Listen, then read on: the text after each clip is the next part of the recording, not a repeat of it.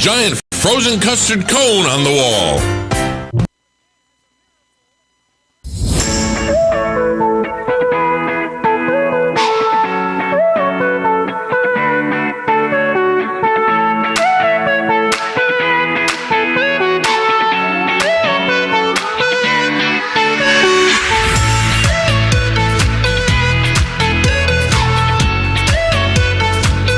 All right, 25 minutes before 11 o'clock. I'm proud of this radio station for always being so supportive of veterans. We have a veterans program every Thursday at no cost to the veterans. They come in here once a week and they can give the news about what's going on in the local veterans community, the local veterans resources. They have guests that they bring into the show, and it's to the credit of the Martone family that show is on every Thursday, and it's something I've been proud of forever. Today being Veterans Day, obviously, we want to make sure we thank all our veterans. I think we thank them all the time, but it's a special day set aside so that the rest of us have this, annual reminder that our freedom is not free, and that it was a group of people we call veterans, as a large group, to thank for our freedom. Dr. Benjamin, is it Kligler, Rob? Am I saying the name right? Yes. Is the acting executive director of the Veterans Health Administration Office of Patient-Centered Care and Cultural Transformation. The VA's whole health system and its benefits is the topic specifically. And there's actually a website, va.gov/whole health. Dr. Kligler, good morning, sir. It's an honor to have you on the show. Oh, thank you for having me. And where are you? Right now I'm in Washington, D.C. So we have had, and this is not to say something disparaging, but we've had not always complimentary things said about the VA, but it seems like to me in the last maybe even 5 years that things have improved a lot. Can you talk to that a second? Absolutely. I think the whole health approach to care that we're talking about today is a great example of the VA really stepping forward to bring a progressive and a novel and effective approach out to veterans. And VA is doing that in all kinds of ways, and I think the whole health approach is one great example of that. And one area, and I don't know if you want to stay on this topic too long, was PTSD. I was listening to a podcast out of New York of a veteran who was walking from Buffalo, New York to New York City, stopping at all the homeless shelters, and especially those with PTSD, veterans homeless shelters, I should say, and kind of doing a study on it. And he himself said that he lives with his PTSD, knowing every night before he goes to bed that he's going to have a nightmare, but he just lives with it. He just knows that's part of his life. What is that part of health and mental health? It's all part of the same thing, right? Absolutely. I think some of the challenges that our veterans face are really tremendous, and this is part of why we are needing to really reach out for new ways to help them tackle some of these problems like PTSD. And part of what's important is that everyone, of course, but every veteran in particular is an individual. And so the whole health approach to care really focuses on, let's look at you as an individual, not a diagnosis, not a disease, but an individual with lots of strengths and lots of abilities to help yourself move forward in your life. And let's make that our job as your healthcare system to help you identify those strengths, help you make them even stronger, help you with tools, whether it's PTSD, chronic pain, one of the other typical problems that many veterans have. We can work with you as an individual to help you find the best way to move forward to help you with that issue. And sometimes it's better for somebody outside of the family to help the veterans move forward on this than family members. Right. Well, I don't think you can do it without your family. I think everybody needs their family, and our whole health approach actually tries to help people focus, among other things, is how can I build up my strength in helping my family support me, but at the same time bringing in all these resources that the VA has to offer can really support the family as well as the veteran in helping address some of these problems. Sometimes you can't do it alone, and your family can't do it all for you, but that's why we're here for you at the VA. There are certain things we hear about regarding veterans' health that are specific to a certain group. For example, the Lejeune Air Force Base water, or the Agent Orange from the Vietnam vets. Talk about them a little bit and how that plays, how the whole health approach treats those things.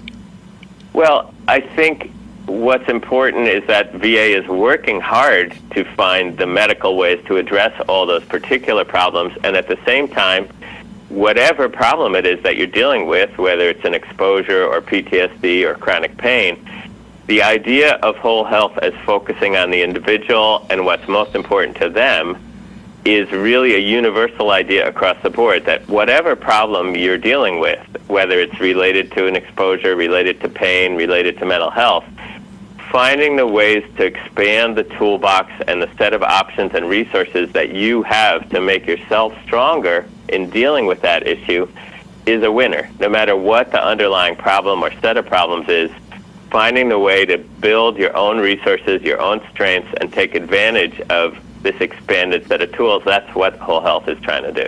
And that's why this is such a blessing, because it's totally individual, personalized treatment, and each veteran has their own goals to reach. Right, absolutely. And so you might work with a health coach, you might work with a fellow veteran who's been trained as a peer, you might be focused on developing some new skills like learning Tai Chi or meditation. It can take a lot of different forms, but the idea is regardless of what the problems you're bringing, everybody has strengths and everybody has the capacity to build up those strengths if they just have a team that can help them figure out a plan for how to do that. That's what we're aiming for. We obviously have the spectrum age-wise when it comes to veterans. Are the younger veterans less reluctant to utilize the services of the VA? In terms of the whole health services, I think it pretty much crosses all the boundaries. So older veterans, middle-aged, younger veterans, really everybody's interested in being able to expand out into things like receiving acupuncture or learning self-care skills. I think depending on the individual area of the country, there's a different balance between younger and older veterans.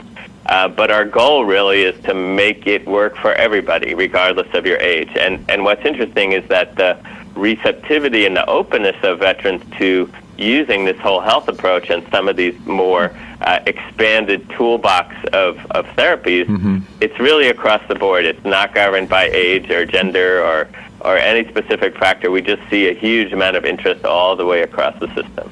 And do some veterans stay in denial for fear that if they admit to needing help, that might affect the jobs that they're working in right now?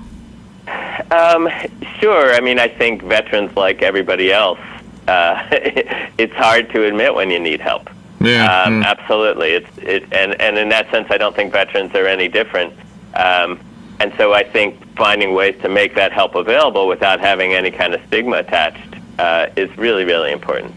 Well, as this is Veterans Day, we have an amazing organization in our community called Vets Helping Vets, and they have their open door policy to anybody who needs questions answered. If you're a vet, for just to make it local for a second, Doctor, the location is over by, well, it's actually in the old library building. I'm sorry, the old bowling alley. It's right next door to the Marion County Public Library headquarters. That's where it is. So yeah, if you're a veteran and you need some help, they will help direct you. But for everybody else, maybe you have somebody out of town or something and they don't have access to that resource center. Doctor, what website would you recommend for them to be able to look further into what's available? The website is va.gov/whole health, just all one word. And there's lots of information there about what's the philosophy behind this, what are some of the tools, like something we call the personal health inventory that can help people get started, and also information about how to access this at your local VA. So we encourage everybody to go there and learn more about it. Very good. Doctor, thank you for being on the show with us, and happy Veterans Day, and thank you for your service. Well, thank you so much for having me. You're welcome. We'll be right back.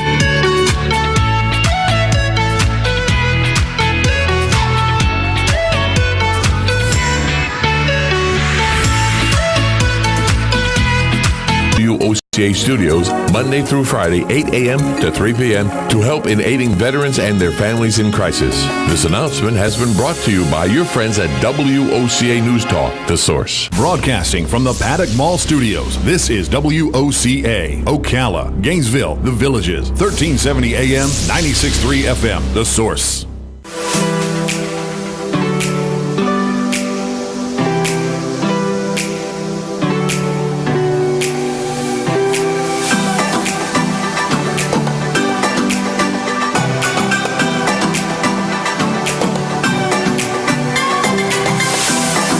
All right, thank you for tuning in. We've got a very eclectic audience. So we have college kids, we've got retirees, right? Mm-hmm. Because of the university and because we're Central Florida, right? Exactly. So I wanted to, I think there might be information in here for you college kids, but I think this one is more for the retirees. Now, I'm going to maybe be corrected by our next guest, but I was just looking at the information. You know, you saved up all your life, right? You got a little bit of a nest egg, right? Now, what do you do? Exactly. David J Scranton is on the phone. He's got a lot of credentials after his name. He's, in short, a money manager, a TV host, the founder of Sound Income Strategies, and he's got a best-selling book called The Retirement Income Stor-e, and I said it that way on purpose. We'll find out in a second. The story behind the launch of the Retirement Income Store. So let's find out about that from David Scranton, right? Good morning, David. Thank you for being on the show. Well, good morning. Thanks for having me. And no, I'm not going to correct you, although for the younger listeners, some of the things in the book and we might be talking about could be helpful, but primarily for those of us over the age of 50, we call them the income generation. Okay, so the money we're talking about is money we've been putting away all of our lives, right? That's correct, that you've saved, and now you're getting close to retirement, close meaning maybe within 10 or 15 years. And, you know, what kind of shifts do you need to make at that point in order to go from your accumulation years to your distribution years, in essence? Okay, so is it in English? In other words, it is. I know. I don't mean it literally. I mean, like sometimes when you read financial books, it almost feels like another language. Yeah, well, part of it is just working with people, working with clients. To answer your question, yes, it is in English, not only literally, but also figuratively. Okay. And part of that's because just working with clients, individuals over the years, you tend to learn how to speak in normal terms. And also with the television show. You know, unless you're on CNBC, you really can't have a television show where you're talking about alpha, betas, and deltas and have any viewers, you know. So that's right. The book is designed for the average Joe is really what it is. In fact, it's designed for somebody, even if they only have 100 or 200,000 saved and they've got some more time to go, you know, to let them know some of the common mistakes that they could make if they don't make the proper transitions at the proper times. Okay, and what those proper transitions are. Yeah, the mistakes is where I wanted you to start with. Is there one big one that we could easily be sucked into making? The biggest one is not making the transition from accumulation to distribution years, not making your mindset from going for growth with investments instead to going for income, interest, or dividends. Well, how do you do that? It's actually quite easy to do. The problem is most advisors don't know how to do it. They're accumulation-based advisors. They're advisors that today maybe got in the business in the 80s and 90s, the best stock market in U.S. history. So they're all growth-minded. They're mutual fund-based. They're stock market-based. And for a lot of your listeners, the investors, who for the last 10 and a half years have seen the market pretty much go in one direction, and that's upward, it's easy to let the greed kick in. And I don't mean that in a bad way. We're all subject to it. But the greed kick in, and you want to squeeze out a couple more double-digit years if you can. But that is the number one biggest mistake. And again, it's easy. You know, investing for income, there's a universe of things out there that are designed to generate interest and dividends well in excess of 4%. And most people don't realize they exist because their advisors don't talk about them. And where do you get them from? From the bank or from your credit union or both or something else? Usually through brokerage houses, through clearing houses. You could get all these things through your big brokerage firms, assuming that you knew what to ask for, or your advisor was one of the few special advisors specializing in income instead of growth. If you're a do-it-yourselfer, you go to any of the big places like E-Trade or TD Ameritrade or Schwab, and you can invest for income. But most people use an advisor, somebody like us that specializes in income, because most people themselves really don't know how to go about finding those things or how to analyze those things. And you're very respectful to the readers of the book, because you break everything down in language we can understand, and at the end in your notes you give credit where credit is due, and you lay everything out so we as the reader can really take a look at what we're doing and use your book as a mirror to help our finances grow. Well, I appreciate your feedback. Absolutely, thank you. I so far the feedback I've gotten on the book is extremely favorable. In fact, just the end of last week, we found out that Amazon was out of books already, so we had to go back to the publisher and try to get them to expedite it to get more books in Amazon's hand. But I appreciate your feedback, because that was the goal. The goal is really to educate the average investor. The affluent investors who can afford the top advisors, or the do-it-yourselfers who live, eat, and breathe this stuff. Well, they don't really need our help. They don't need what's in the book. The people who do are the average investors who've struggled. You put money away in 401ks. You've accumulated a few $100,000, maybe if you're lucky, $1 million or more. But now you're saying, I've got this pile of money. How do I get this to generate income for me when I retire? I don't know what to do. And most people fall prey because what they do is they rely on the withdrawal method. They use certain rates of return assumption that basically say, well, gosh, if I can withdraw this percent every year, there's a very high chance, usually 90%, that I won't run out of money. Well, the problem with a 90% chance of not running out of money is it means there's a 10% chance you will run out of money, which nobody wants to see happen once they've retired. And that's what you bring to the forefront also, the bad habits. That's right. And the biggest bad habit is just staying growth oriented too long, But it's easy to do. We have a country of investors right now that are addicted to the stock market. It's gambling, but it's legalized gambling. Some doctors might tell you that alcohol is worse for the body than smoking marijuana. But yet, one's more socially acceptable than the other, even though some might argue it's worse for you. Well, it seems true at gambling. If you took your life savings and went into a casino, that wouldn't be socially acceptable in any way, shape, or form. But if you put your life savings into the stock market and keep investing for growth even through your retirement years, it's still gambling. It's just more socially acceptable as a version of gambling. And I want people to really understand that that's what it is. Whenever you buy something and you hope that you make money, it's to me, the very definition of gambling. So even though we were going to speak to the retirees, I wanted you to speak to the college kids just for a second. Is there a program that at their age they can put their money into that will automatically change from an investment to a disbursement when they become 60 or whatever age they choose?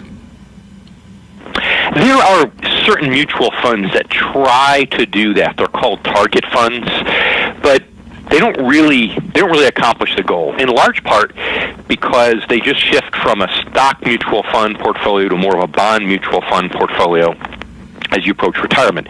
The problem with that, what most people don't realize, is bond mutual funds are actually riskier than a diversified portfolio of individual bonds. In fact, if you were to study for your test as a financial advisor, you'd find that the definition of a bond fund is the stock of a company that owns bonds. It even sounds riskier.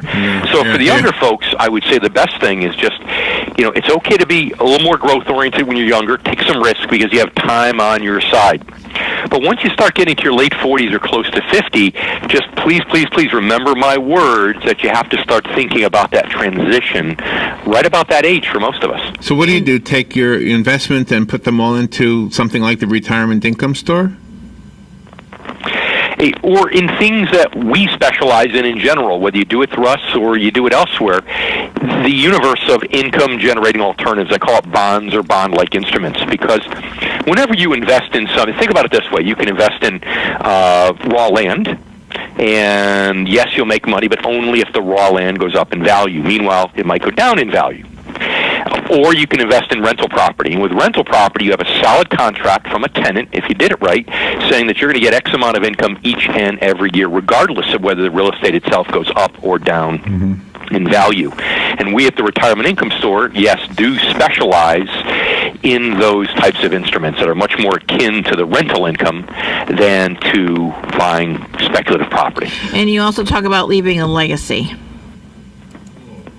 Yeah, and that's the beauty of it. When you invest for the I instead of the G, the income instead of the growth, now you're keeping your principal intact by definition, which allows you to leave a legacy. Or, let's say in later years, inflation is really starting to put a stranglehold on you and you need to start spending principal. Well, now at least you've kept your principal intact into your 80s, and you can do that. Or you need full-time home health care. If you leave your principal intact, then maybe you can start spending down your principal in your later years to keep yourself in the comfort of your home. But if you use the withdrawal method into retirement, where you just start withdrawing shares of mutual funds and crossing your fingers hoping you don't run out, then you might have a fraction of what you had the day you retired in your later years, and be much less equipped to A, leave a legacy, as you said, or B, self-fund full-time home health care should you need it, or even create an inflation hedge. The website I have is the Retirement Income Store the letter E, STOR, by the way, -E.com. I have a copy of the book, the Retirement Income Store E. If you want the book I have, or you can go on Amazon. I found it on there. Thank you so much, David, for taking time to talk to us about this. Well, thanks for having me. I appreciate it. You're welcome. We'll be right back.